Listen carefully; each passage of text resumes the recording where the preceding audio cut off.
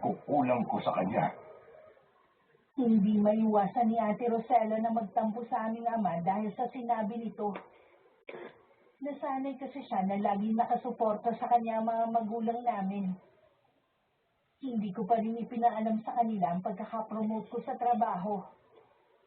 Naisip kong sarilinin na lang habang buhay. Nakakaramdam na rin kasi ako ng katahimikan. Sana lang walang sumira.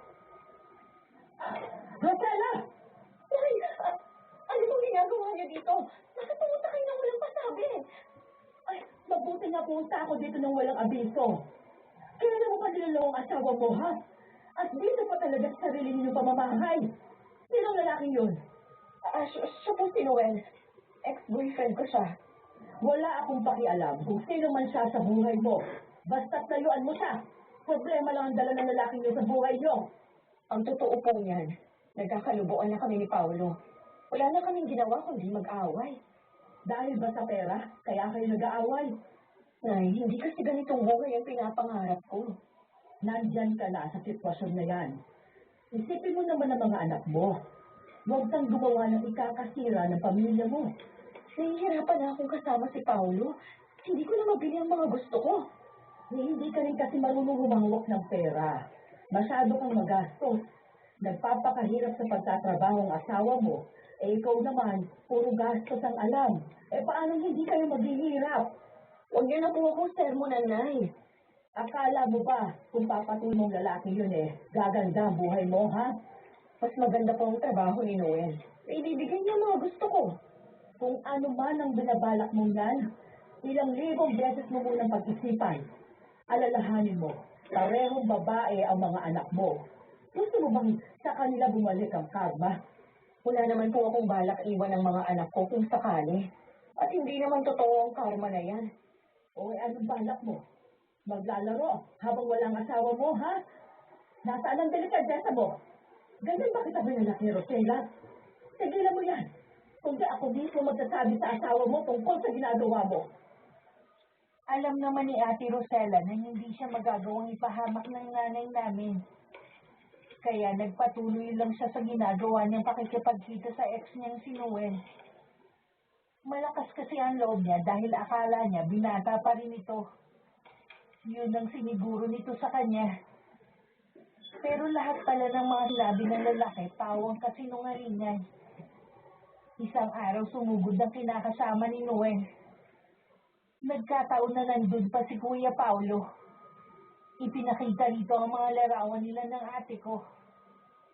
Kaya hindi na rin nakatanggi si Ate Rosella. Yan na nga bang sinasabi ko Hindi naman ako nagkulang ng paalaala sa'yo. Sabi naman po kasi ni Noel na matagal na silang hiwalay nung kinakasama niya. Natural na yun ang sasabihin niya para makuha ang loob mo. Ano po ang gagawin ko? Galit na galit sa akin si Paolo. Lumayas na daw ako dito. Nasaan ba ang asawa mo ngayon? Umuwi po muna siya sa kanila. Gusto nga niyang isama ang mga anak ko pero hindi ako pumayag. Kailangan daw pagbalik niya wala na ako dito. Ano ba kasi nagulong pinasok mo? May posibilidad talaga na kunin na kayo mga bata. Hindi ako papayag na Kailangan mga anak ko. Paano kung sampahan ka na ng kaso? Wala kang laban, Rosella. Dahil may mga ebidensya ang babaeng yun na ibinigay sa kanya. Isa pa nga yun sa nagpapasakit ng ulo ko. Araw-araw na lang pong nandito ang kinakasama ni Noel. Binabantaan ako nagaganti sa akin. Kaya natatakot ako para sa mga anak ko. Baka may gawin siyang hindi maganda sa mga bata. Ang mabuti pa, doon muna kayo ng mga apo ko sa bahay. Mas ligtas kayo doon kung sakaling masamang binabalak sa inyo ang babaeng yun. Ano po sasabihin natin kina Tatay at Kate? Sigurado na magtataka sila. Bahala na. Madali lang naman magdahilan Sabihin na lang natin nag-away kayo mag-asawa. Ano ba kasi itong ginawa ko? Pati tuloy mga anak ko nadamay pa. Sana naman, magtingo ka na. Maawa ka sa mga anak mo.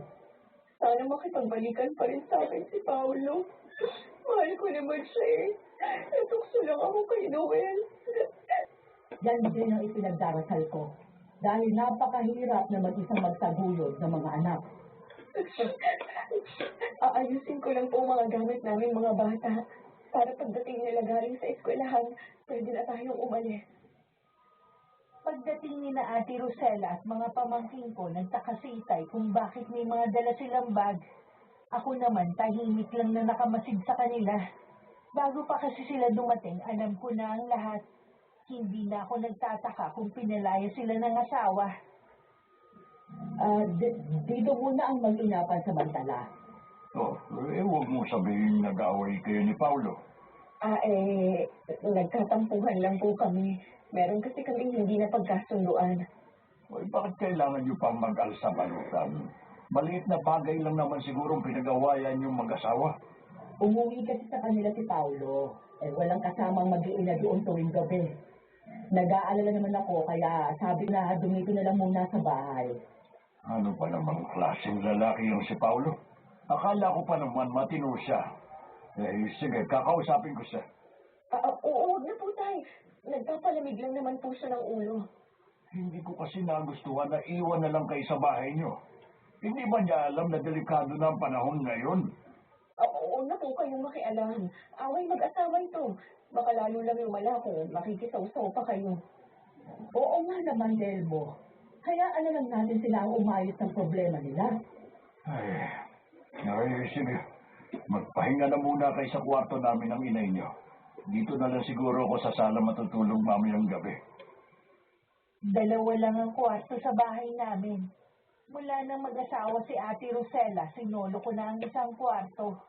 At ako na rin ang nagpaganda. Nakasunod pa ang tingin ko sa kanila nang magsalita si Itay. Tahimik ka yata, anak ha? Wala naman po akong sasabihin eh. Ay, sana naman maayos na ang problema nilang mag-asawa. Kawawa kasi ang dalawang bata. Sabi nga po ni Ate Rosella, huwag na lang tayong makialam sa problema nila. Hindi naman pwede yun. Dahil dito ang takbuhan nilang mag-iina kapag may problema sila. Yun nga lang po. Hindi yata kayo nagkita ngayon ni Lerma. May kailangan po kasi akong tapusin mamaya bago matulog. Bakit kailangan mo pandalhin ang trabaho mo rito sa bahay? Konti lang naman po yun. Tsaka nasa akin po kung iuuwi ko. Basta, huwag mong pababayaan ang sarili mo, ha? Oo naman po, Tay. Kaya nga minsan, lumalabas ako kasama ni Lerme para maglibang. Mabuti yan. Para may oras ka rin para sa sarili mo. Matutulog na sana ako nang marinig kong kumatok si Inay sa pinto. Napipilitan naman akong bumangon para pagbuksan siya. Maaga pa pero inaantok na ako. Bakit po, Nay? Baka pwede na doon ka na lang sa sala matulog. Dito na lang ang atin at ang mga anak na. Ano bang problema nila sa kwarto niyo? Hindi daw kasi makatulog ang mga bata eh. Baka naiinitan sila. Baka dyan sa kwarto mo maging komportable sila. Nay, kwarto ko to. At dito lang ako komportable. Pansamantala lang naman eh. Ako pagod sa buong maghapon na trabaho. Hindi naman siguro kalabisan kung gusto kong maging komportable matulog ngayong gabi, di ba? Ang damot mo naman. Hindi nga kami sanay na makatulog sa ibang bahay. Di umuwi na lang kayo sa bahay nyo. Di tapos ang problema nyo. Kate, ate mong sinasabihan mo. Kaunting respeto naman. Ako ba nire-respeto nyo? Ako na nga nagtatrabaho dito.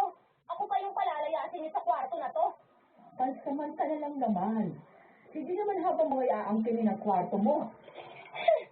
Hindi po ako naniniwala, Nay. Pagkatapos ng ginawa ni Ate Rosella, malabo nang makabalik pa siya sa kanila. Kaya hindi ko ipapaubaya ang kwarto ko sa kanya. Anong ibig mong sabihin? Alam ko po kung ano ang ginawa ni Ate. Itiko mo na yung bibig mo. Kundi malilintikan ka sa akin. Takot kang malaman ni Tatay, no? Huwag ka kasing lumandi para hindi rin kayo nakakaabala sa katulad ko na kailangan din ng privacy. Sandali lang, Kate. Buksan mo muna ito, Prito. Mag-usap muna tayo. Hayaan nyo na lang, Nay. Baka mamaya mag-ingay pa yan. Mabuti na lang wala dito si Tatay. Pagtsagaan nyo lang alam muna ang kwarto namin ng Itay ninyo. Opo, Nay. Paano yan? Baka magtagal na kami dito. Huwag ka mag-alala. Kakausapin ko ulit ang kapatid.